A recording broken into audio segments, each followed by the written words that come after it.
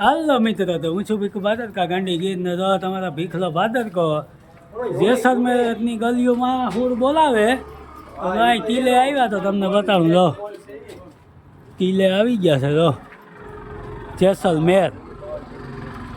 જો અમારે એડવોકેટ સાહેબ કપિલભાઈ, અમારે દિલીપભાઈ, અમારે વિજયભાઈ, અમારે ભાઈ કચ્છમાંથી કોમેટું 2-4 આવ્યું.